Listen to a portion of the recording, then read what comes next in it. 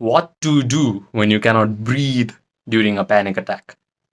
I can only give you an experience that I had when I was having a panic attack. I was just sitting still, closing my eyes and chanting a mantra in my beaded mala, and suddenly panic attack came to me.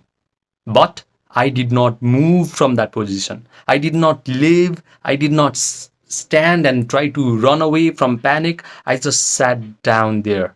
I just became courageous enough to face the panic that was coming inside of me. I was having some sort of dizziness. I was having some sort of flushing towards my face and neck, and I experienced a choking sensation. Still, I kept my focus on a mantra in my beaded mala. And after about 20 or 30 seconds, panic attack just vanished. That is my experience.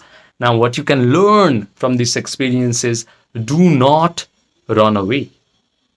Do not try to control it. Do not try to leave from your situation. Do not try to stand away and run. Do not try to call for help. Just accept that it has arisen in your body. Just accept that panic attack has come up in your body, and now you need to just accept it. If you want, you can chant a mantra in a beaded mala, any mantra that you like, or better even is Yoga Nidra. People like Dr. Andrew Huberman have been calling Yoga Nidra as non-sleep deep rest protocol. If you can simply put your attention on one by one all over your body parts until you achieve a state of relaxation, and during this practice, panic attack comes up to you, usually it does. When the panic attack comes to you, you still do not lose your focus and you keep doing Yoga Nidra, then you're telling your brain that you're actually stronger than your panic. That is how you overcome your panic attacks. Be stronger than your panic.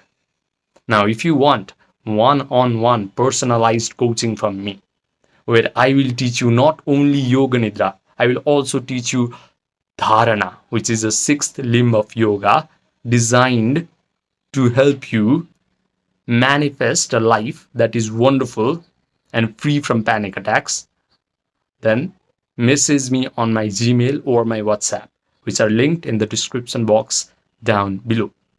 Now, I want to talk to you about another principle that I disagree with.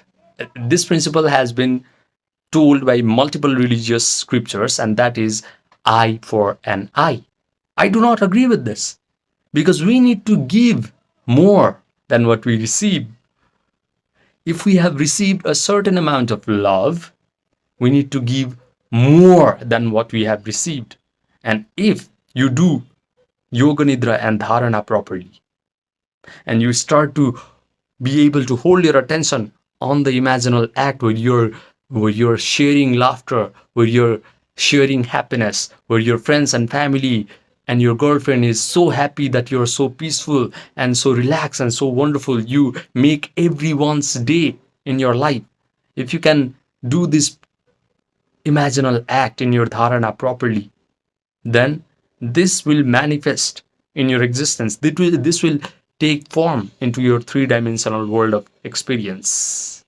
So, eye for an eye is bullshit. Let's try to give our well-wishers, our loved ones, more than what we have received from them.